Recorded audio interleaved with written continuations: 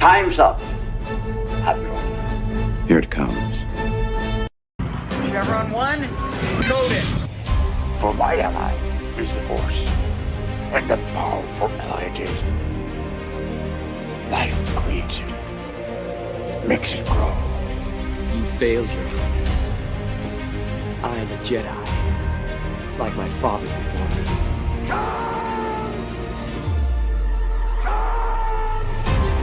Cry hammer, and let's set the tongues of war.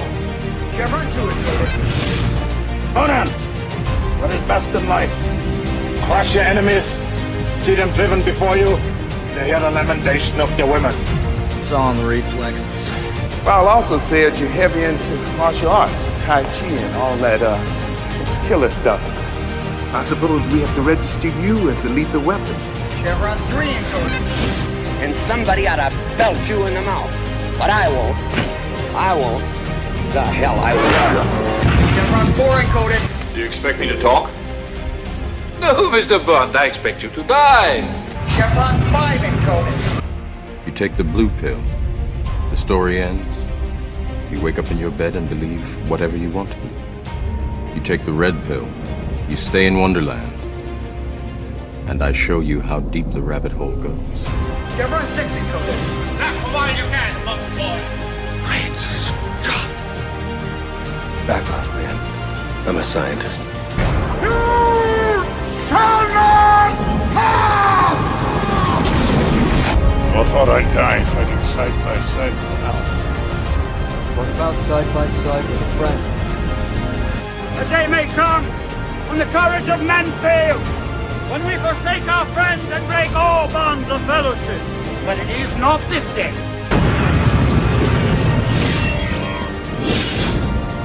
Chevron 7 is locked.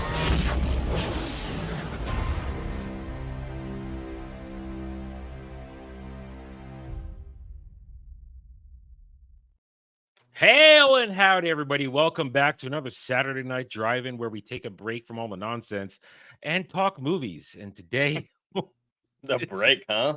Oh, this one is gonna be a special one today. I honestly don't know how long we're gonna go because fuck this movie. I know you didn't do this out of malice. You did this because you wanted the interesting breakdown that we're gonna do, but oh man.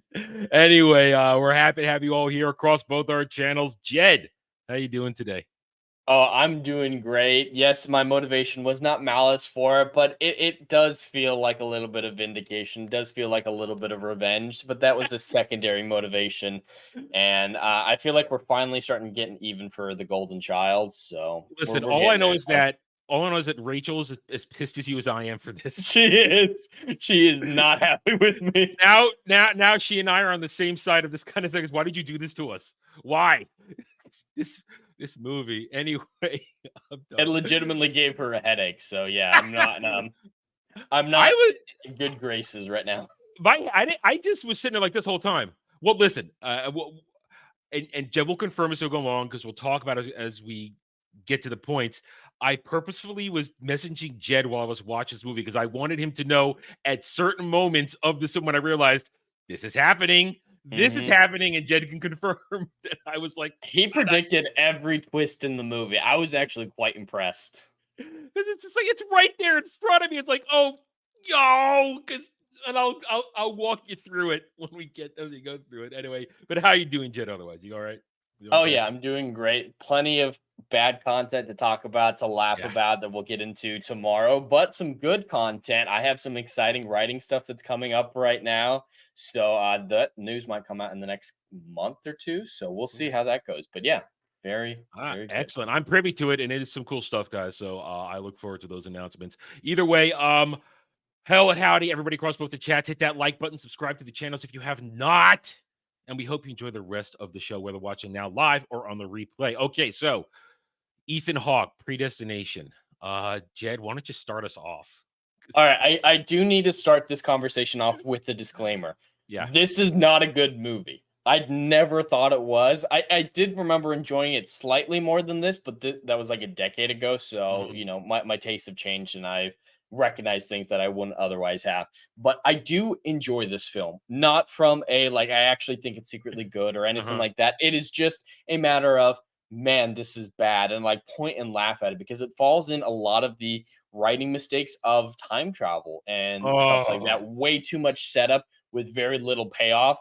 There's so many issues with this. There's none. But this movie, I like to show first-time writers. I've actually done it before. Show a first-time writer and say, all right, this is how you do something like this bad. So it makes it very clear for new writers what certain pitfalls are. And so I see it as an educational and humorous watch. So I still do enjoy this film, but it's not good by any stretch of the imagination. Before I let you dive into what exactly is going on here, I just want to preface two things. One, when you read the preview, like the blurb of what this movie is, that is not what this movie is. Not at all.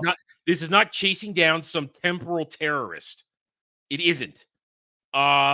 Two, nothing happens in this movie. It really doesn't. I'm going to bring this up now. We're going to come back to it. This thing is locked in its own tiny little weird temporal loop. That it, and there's not even, they don't even attempt to say, I mean, I know they think they're being clever, rooster, egg, chicken, all that shit. Yeah, no, it has to start someplace.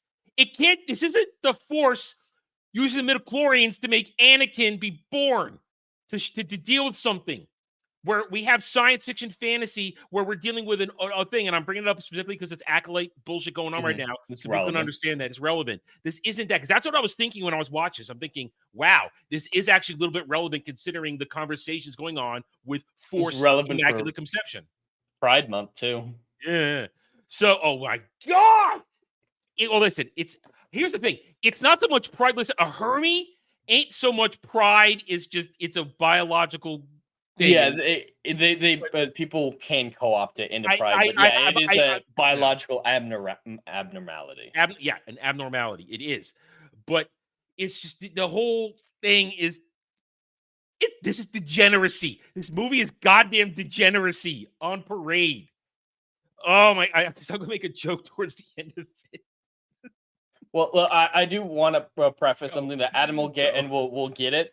I think one big problem, like with the you're talking about, like this needs to have an end. There's a reason why the hermaphrodite is in the story. It's because this isn't just a shallow gene pool. It's not even a gene puddle. It's just a gene. It's not, oh, you're your own grandpa. It's a little bit worse than that. It's much worse than your own grandpa. They at least explain why this perfect hermaphrodite, perfectly functioning hermaphrodite is possible. You said to me last week, wait till you get to the baby. And I thought, okay, what, is some baby gonna be kidnapped or something? And it's gonna no. I don't. We have to march through this. Do you want to go through the story chronologically, or the way the story the movie presents? Presents. Okay. Because chronologically is gonna. All right, it's gonna break some people. Go ahead, let's go. The overall description of this movie, without going into spoilers, we're going to have to talk about spoilers, but for right now, it follows Ethan Hawke's time cop basically from the future, at least relative to the story. It's like he's from the 1980s functionally. That's where the time cops are headquartered. And his job is to track down a time criminal called the Fizzle Bomber, who's been bombing the shit out of New York. At the beginning of the movie, it goes poorly. He gets injured, so he's no longer hunting the Fizzle Bomber. His job is to, as it's presented at least at the beginning of the film, recruit his replacement. And that's kind of where the plot presents itself. Not all of that is accurate information, but that is what the movie wants you to think within the first 20 minutes. Now, you want to stop right here. My first clue to the twist was when I don't even recognize your voice is different, and I don't recognize myself. That was my first clue, and I think, okay, that means something. That his voice is now gravelly and different. I don't recognize my own voice. I don't recognize my own face. And from there, as the pieces fell into place, I realized what was going to happen in the middle of the bar, saying, all right, so let's keep going. So he goes on his final mission to recruit his replacement. And right away, and I'm going to say chick because it really is a woman being done up as a man. The actress, I don't even know her name. It is an actress. Yeah, it's the same actress for the Yeah. Both of them. I realized, wow, that's a really effeminate dude. That's a chick. That was my first thought. That's a chick being a dude. Okay. So yeah, the time cop from the future, Ethan Hawke, he shows up in this bar, and he's a bartender, and randomly this, like you're talking about, a very effeminate looking man starts drinking to the bar, and they start up a conversation. And and at first, here's the thing. This is going to go on for we're going to start now. It goes on for 40 plus minutes, like 45 minutes, half the movie. Too long. This backstory of the dude, the chick who looks like a dude, who actually was a chick who is a dude, was a dude, name it came. Do I still have the clip here from Mrs. Doubtfire on here, or did I take it off? Let me see. No, I don't think I have it on here. I know it's in my video files, but I think I took it off my clip thing. Yeah, I don't have it anymore. Well, he's a she, he's a she, he. The backstory as it goes on for 45 minutes. That's more than half the movie. And I about 30 minutes in, I realized, wait a minute, the story's still going. It's still going. And even when it was done, it kept going. We didn't need half of it. You could get the nuggets of the information 15 minutes pretty easily. And that's when I way realized bloated. That's when I realized, wow, first of all, Ethan Hawke is barely in this movie. Mm-hmm. It's starring Ethan Hawke, I think, for all of maybe 15, maybe 20 minutes of screen time. There's no hunt for the bomber. When I realized that, I'm like, right, they're not even hunting this guy. Nope. No, there's the bomber feels like an afterthought until the epilogue. Yeah. So he sits down. Ethan Hawke entertains the chick who looks like a dude, who is a dude, at the bar, and they get struck with conversation. And I bet I've heard all kinds of weird shit. Oh, you never heard my weird ass story? Okay, tell me your weird ass story. So, Jed, start off the weird ass story for us. All right, so this very effeminate looking man is presented, starts telling this weird story to Ethan Hawke's bartender, and says, back when I was a little girl. So yes, the character was originally a little girl. So the story, I'm going to try to rush through this. This baby girl was dropped off at an orphanage, nowhere it came from, just absolutely out of the blue. Raised in the orphanage, kind of weird, kind of moody, doesn't fit in. It's presented as mostly, normal developmental stuff, depression, whatnot. But she's also stronger than she should be, fighting with the boys. And after she leaves the orphanage, because no one wants to adopt her, once she becomes an adult, she gets hooked up with this space corps that is making prostitutes for astronauts. Is that what that was? I was like, wait, so they're just making whores. Okay. So yeah, this whole universe is kind of weird. Technology is advanced. She was born in 1945, but in the early 60s, they're still their astronaut programs are massively more advanced. Like there's already international space stations and stuff like that. And apparently the men need some sexual release. So they're training super smart astronaut prostitutes. And that's what she's going to be. But after a fight with the chick, she flunks out because they actually medically examine her in depth for the first time. Because I guess they weren't actually fist fighting like the movie said. They must have been fisting instead. And that's where the damage was. But something was discovered by the doctors when they were checking her out after the fight that disqualified her. Don't know what that was yet. And then she I knew at that point. I freaking knew at that point. I'm like, wait, there's a ding dong in there. But and then she goes back to school. She meets this guy. She falls in love with him, and he disappears all of a sudden. It's all right, stop right there. Basically. This is where it started falling into place because of the way they shot the scenes, where she would talk and you wouldn't see it from a distance. It was this, and I'm thinking, okay, it is something's going on here that's related to the time travel.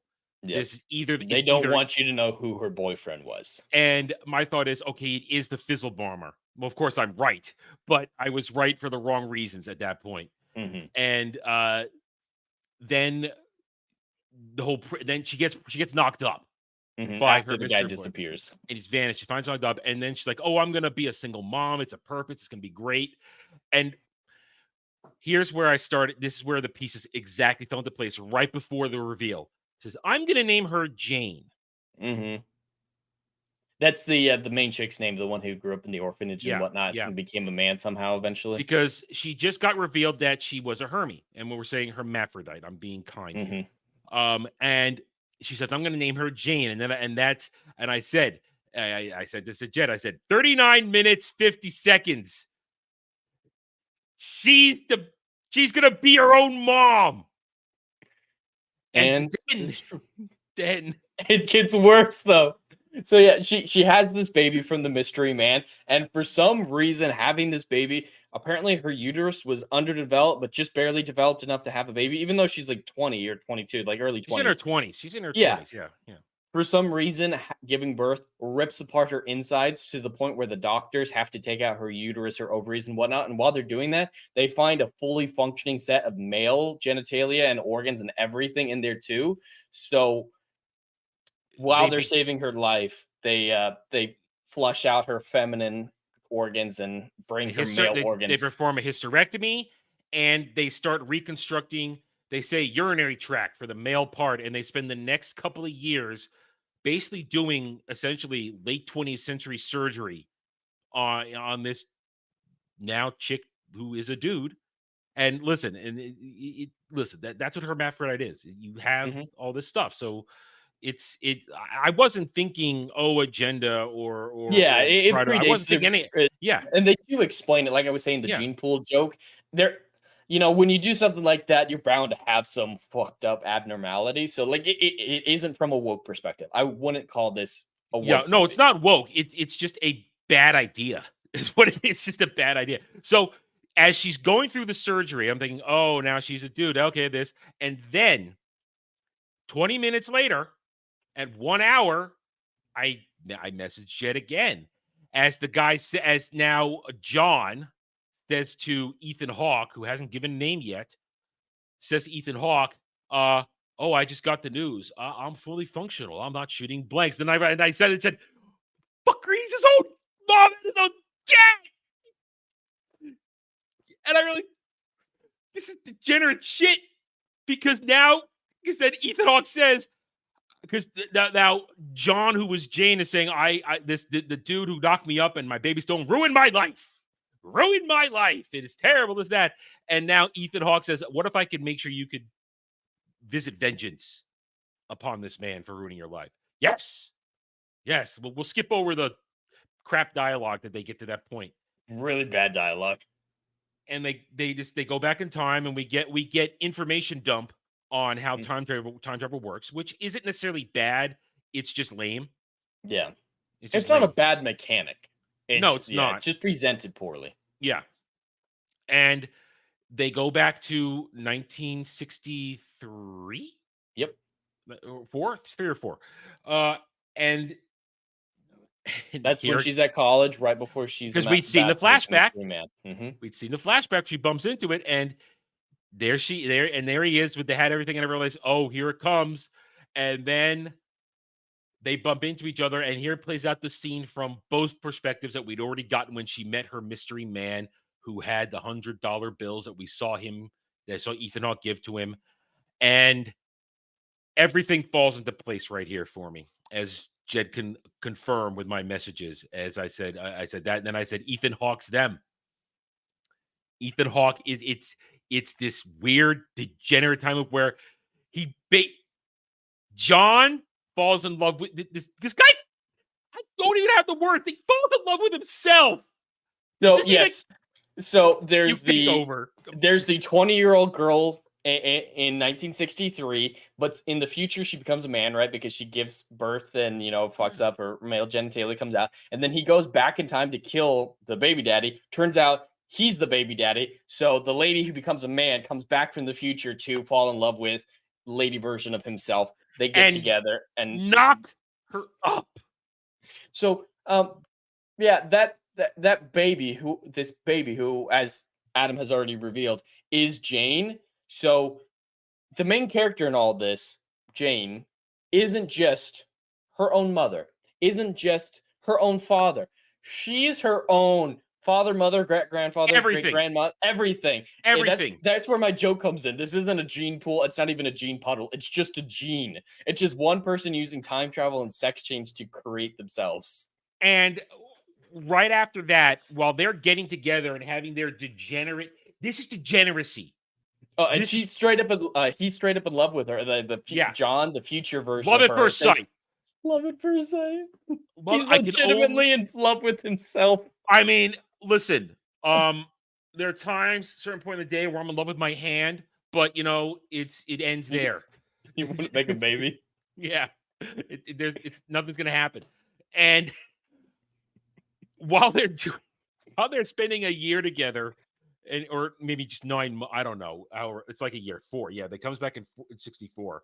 Ethan Hawke goes off to try and stop the Fizzle Bomber and catch him, which is a replay of a scene from the beginning of the movie. And they're so bad with their tells. I can spot the costumes that everybody's wearing. Mm-hmm. And each time realize, together. And realize that,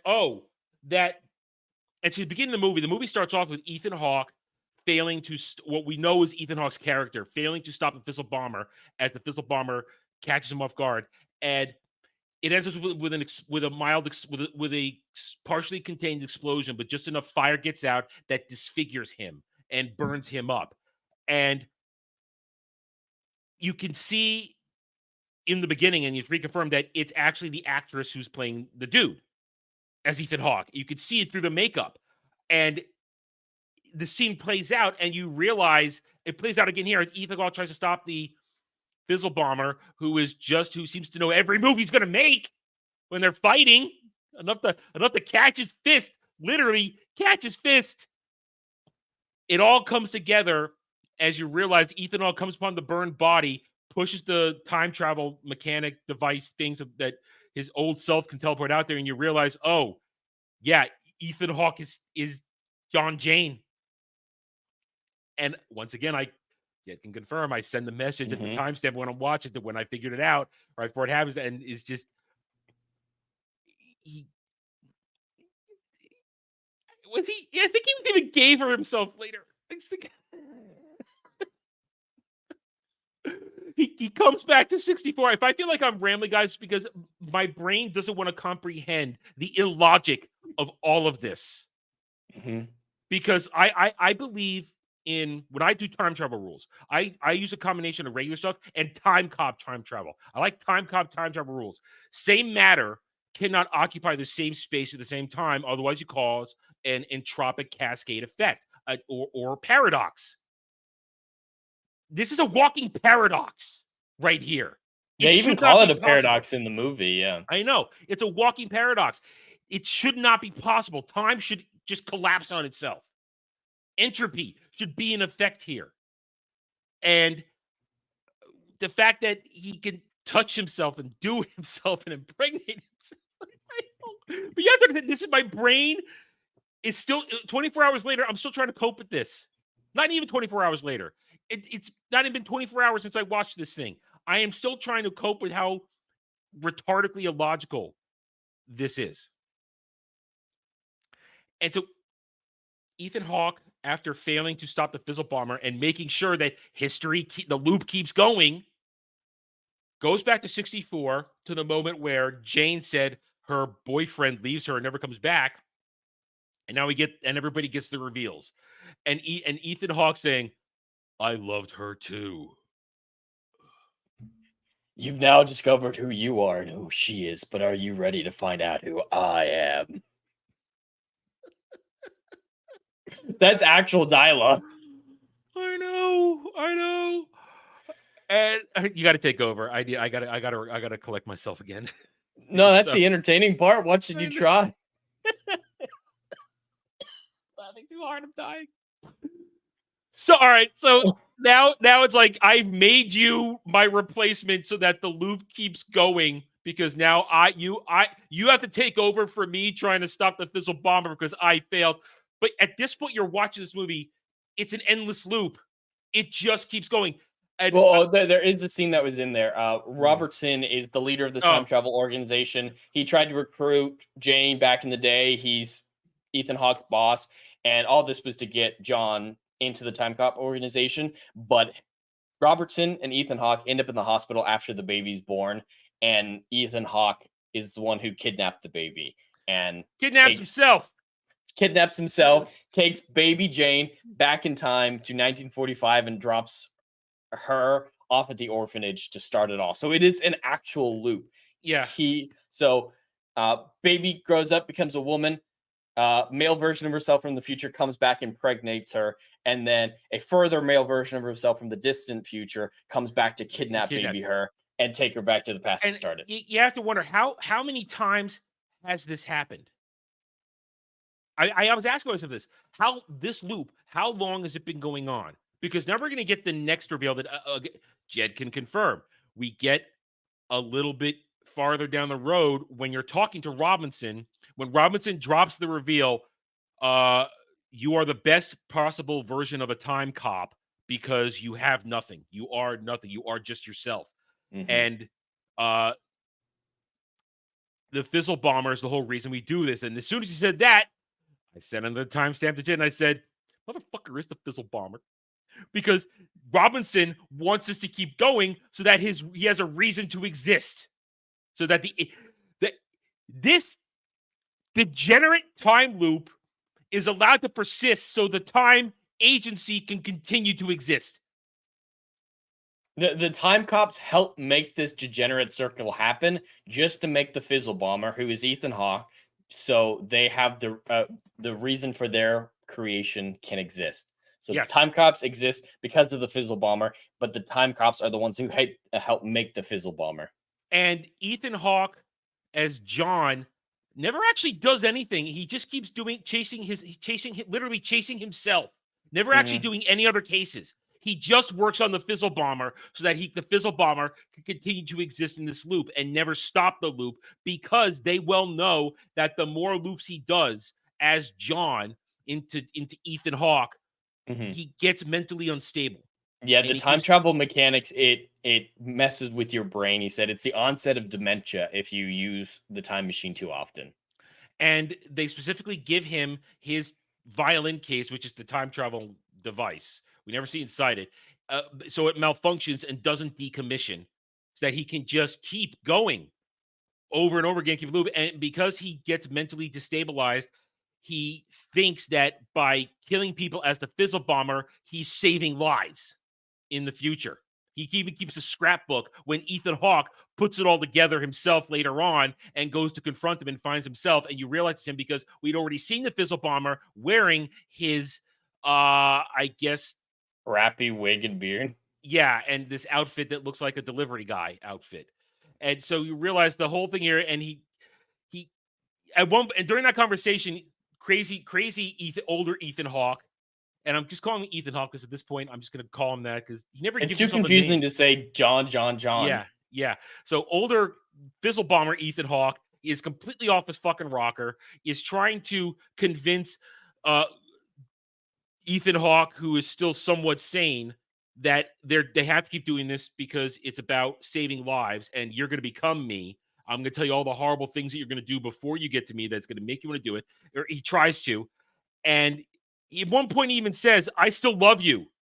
We still love each other. I swear to God, he wanted to be gay with him.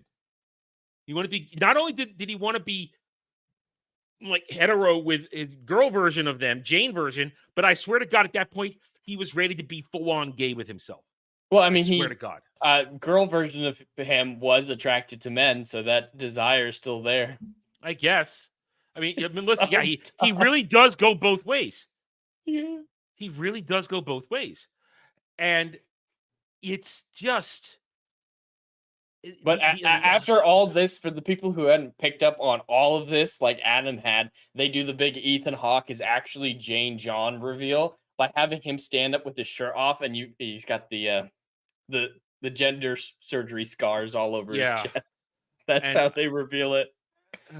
If we hadn't already known it, I mean, he says it so plainly. He does say it sometimes, like, I used to be a writer, I did the confession stories, and then he's typing on the typewriter, and he's like, my name is Jane. He's like, wait, no, my name is John. It's not good. And it's just And then somewhat sane Ethan Hawke shoots Fizzle Bomber Ethan Hawke, closing the end of the loop. No, you think? Well, because now he's going to become. Well, that's what I mean. Is oh yeah. Okay. Yeah, I was going to say because they think they're being clever. That is he going to end it all and is he going to gank himself? Because it looks like he's getting ready maybe to gank himself. And just looks in the camera and guess what? Movie's over. 1 hour 37 minutes of this shit. That's it, guys. There's 2 characters in this movie. 3 if you count Robertson. Oh, I was counting Robertson as one of the 2. You got me. Because Jane, John are all one person. Jane, John. They're played by like 7 different actors because there was like the 3 young Janes too. Yeah. So yeah, 7 actors played the same character. You got me. Hey, I was too caught up in my lunacy right now. You got me. Good job. Yeah, this. I mean, let's take a step. All right, so that's the story, guys. You see how illogical the story is, and what I said earlier when we started this. Grandfather complex, yeah, or situation, yeah. That's paradox. Thank you.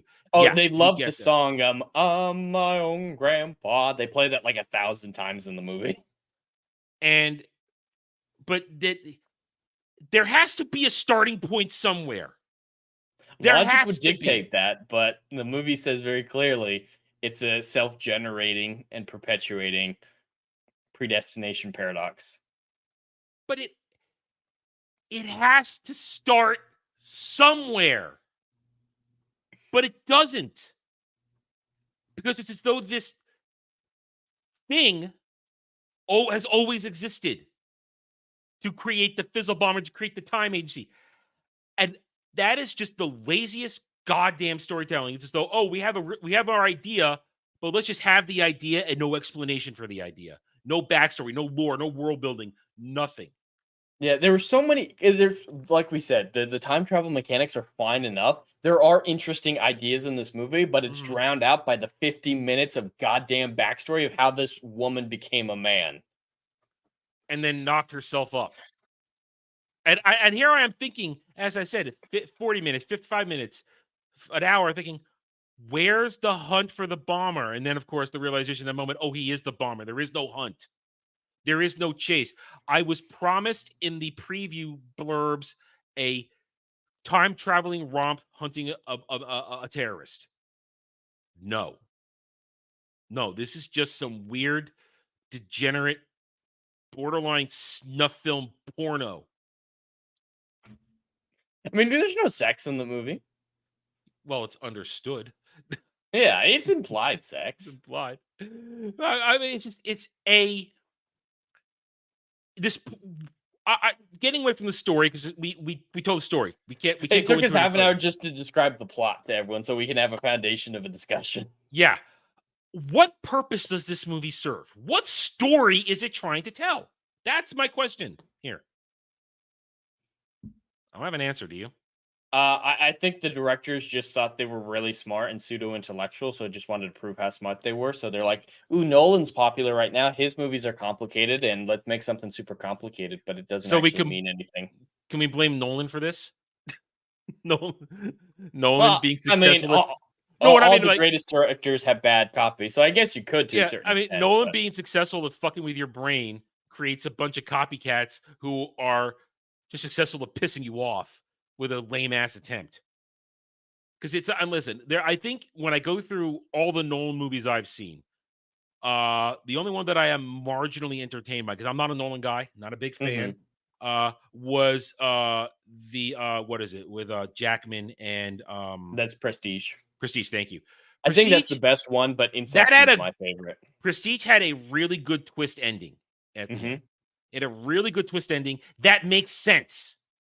That was set up very well, very subtly throughout the whole movie, and it worked. And I wasn't pissed off. It was like, oh wow, yeah, okay, I never need to see this again. Good job, but I don't need to see this again.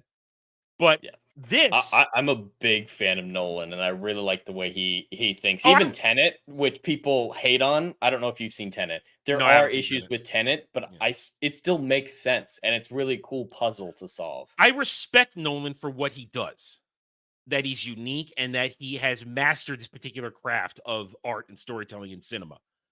But I'm just not a big fan of it because Yeah. I don't want to sit down knowing I'm gonna have to deal with a mind fuck every single time I go to your movie. That's the thing. That's the thing.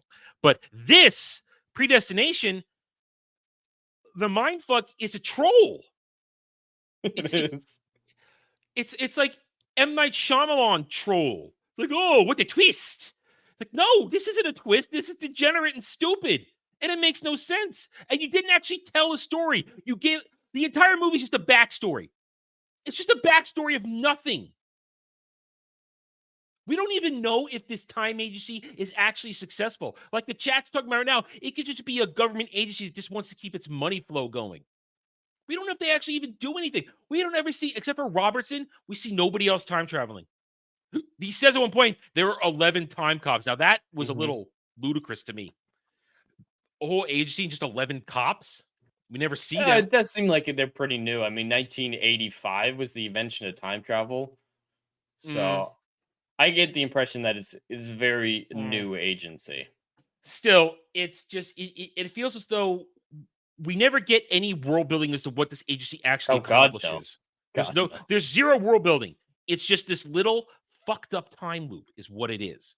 Yeah, the whole movie is this time loop. The marketing was incredibly misleading, like you're saying with the blurb for the film. It's entirely misleading. Time travel is almost an afterthought. It doesn't really show up besides the prologue until 110 minutes in. Yeah. Or an hour and 10 minutes, excuse me. Yeah. And literally, when the movie's starting, I'm thinking, okay, we're in the bar for so long. This has got to be leading us somewhere. This has to be a lead job. Like, oh, no, it really is just the backstory. And then the production value is so basic. It cost $5 million to make this movie. Wow, they didn't spend probably most of that was Ethan Hawke. Well, but I also know the box office. They made $4.6 million at the box office. In the domestic box office, they made $43,000. How do you fail and be a flop with a $5 million budget and Ethan Hawke in your movie? You make a movie that is absolute shit, and the few people that saw it said this is absolute shit, and enough people heard it and said, yeah, we're gonna forget this. I mean, because you think about it, I can see why it's only $5 million. It's literally the same scenes, with the exception of the bar. It's like, oh, let's shoot everybody in one day in this segment. I bet like there's a lot of repeated scenes with just a additional angle or whatnot. So it's exactly a couple scenes butchered and stretched out. They just shot. I bet they shot this movie in a month easily. If you can do Venom in a month, you can do this easily in a month. They shot, and this is 2015, so there's no real it's all practical special effects, makeup, pyrotechnics, no CGI. Not really. Everything is in. Yeah. It's nothing complicated.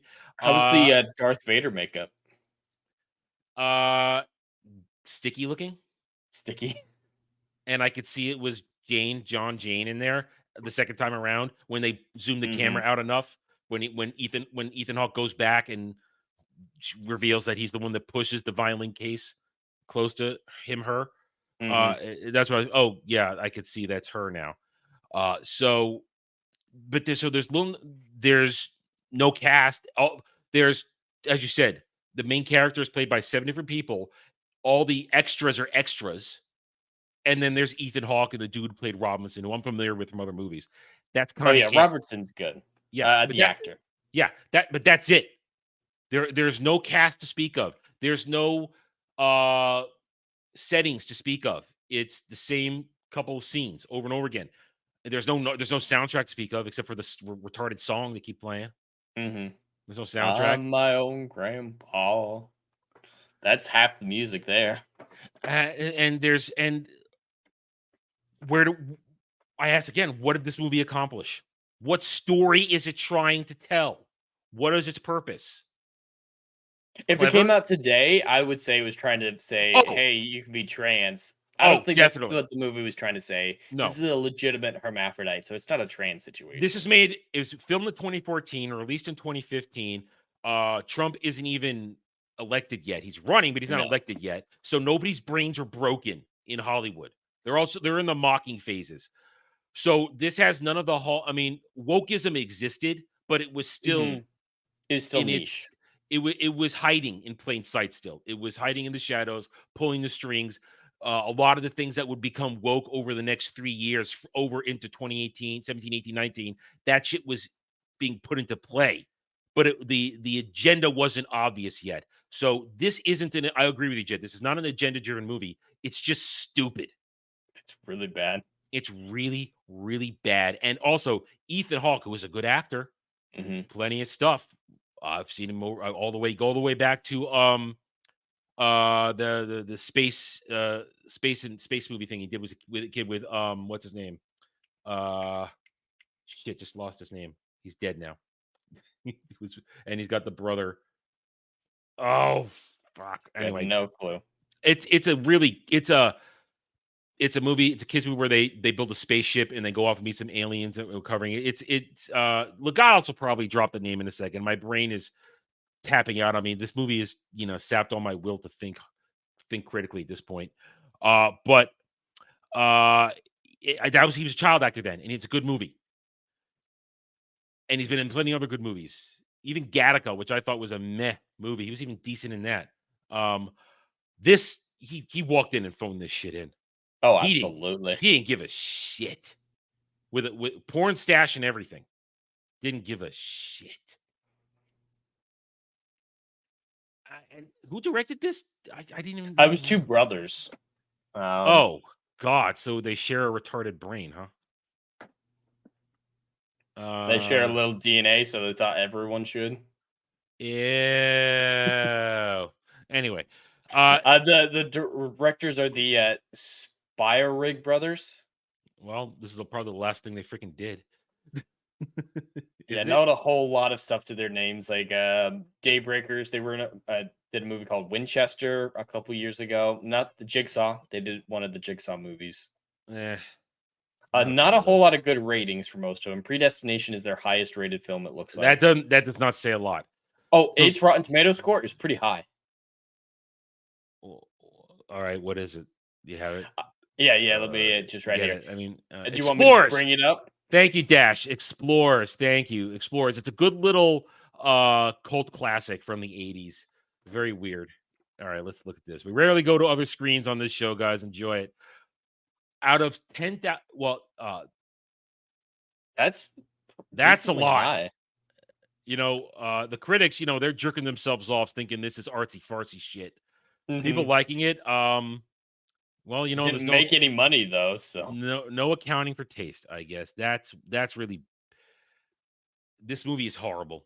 It's really bad. It is but bad. Do you at least agree that it is an interesting film for different reasons? I like your perspective. It's a lesson in how not to do shit. Like Go ahead. If I ever taught a writing class at college or something like this, I would start with this movie and say, go watch this movie, give me a report on what it did wrong. Because I think it really portrays that's a good idea. The pitfalls of time travel. People can get very confused by time travel.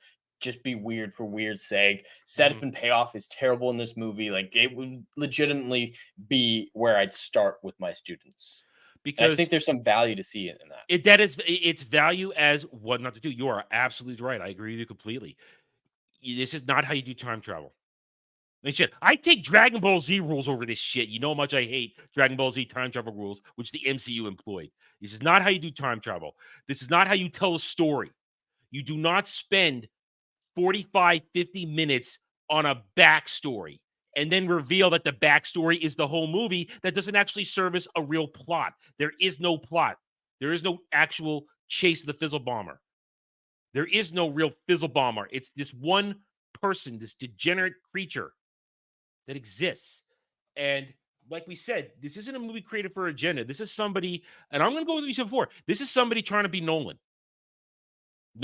Maybe trying to be a little bit of M. Night Shyamalan Ding Dong too. Trying to give you a twist. And a little Stanley Kubrick in there, some 2001. this is somebody. These are two dudes. I assume they probably wrote this thing themselves too.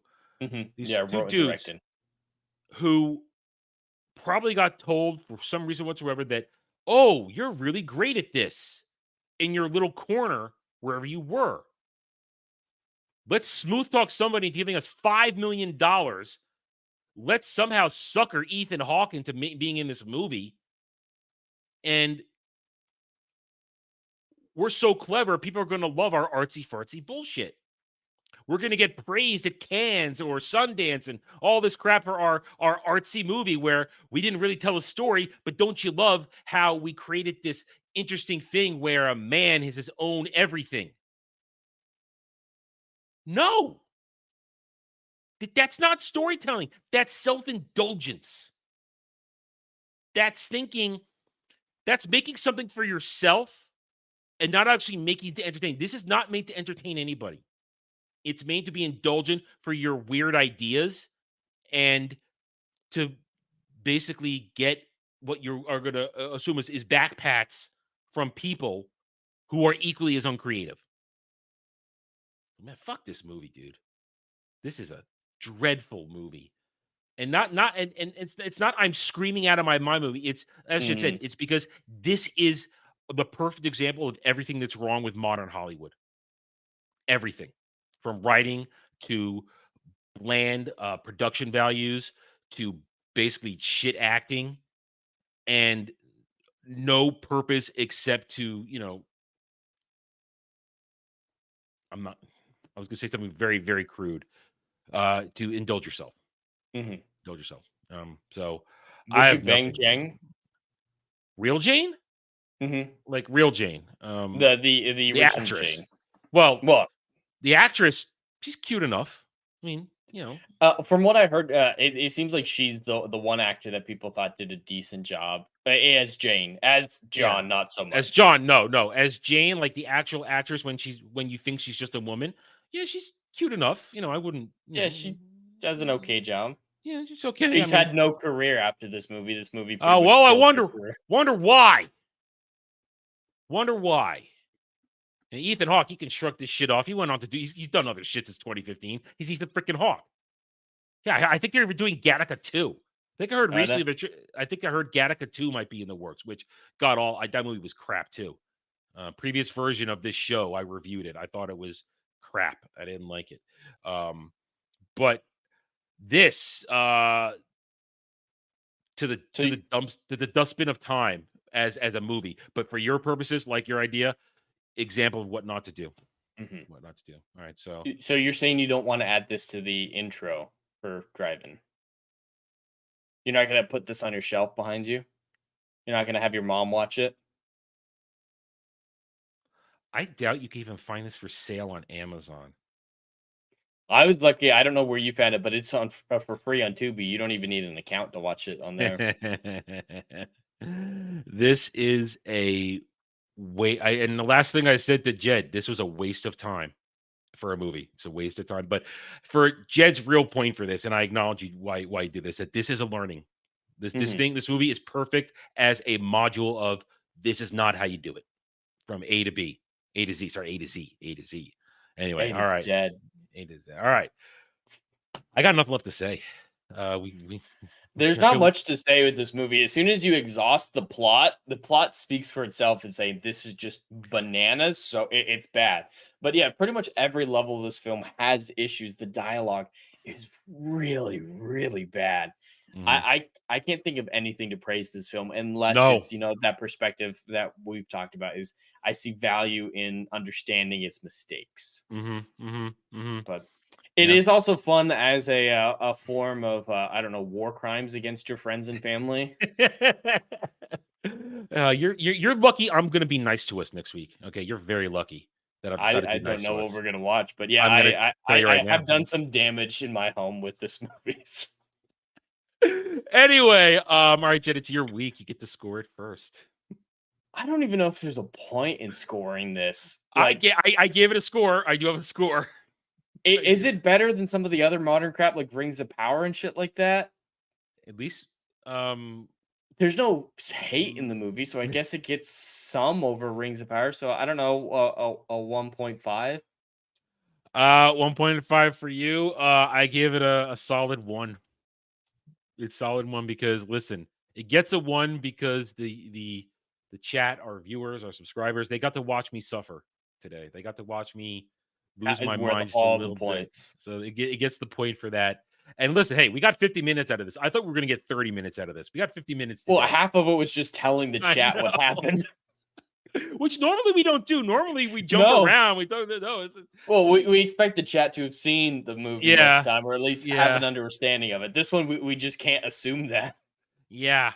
So, chat, everyone go out and watch this film. You will see some benefit in it, either as, oh my God, this is the worst thing ever, haha, or, oh, that's interesting. That's what it did wrong. But I'm sure everyone can get something positive out of this movie, but not for the sake of the movie. So, chat, go watch it. All right. Your friends and family deserve some entertainment watching next week. recover. We're gonna do some more time travel, but we're gonna do something where they use some time travel mechanic that actually works, and we're gonna watch something that's actually good. Terminator 2 Judgment Day, baby. Yeah. I'll take Terminator 2 too. Judgment Day. Let's have some fun. Let's do some actual time travel that makes some goddamn sense. And let's just watch a good movie, shall we? So there you go, guys. Thank you one and all for joining us this evening. Hit that like button. We'll see you next week. And then stick around on both our channels in about 30 minutes, 40 minutes. We'll be back for Doctor Who Cares reviews, where we're going to lose our minds over something completely different. Anyway, guys, thanks everybody for watching. Until next time, take it easy. Have a good night or day wherever you may be.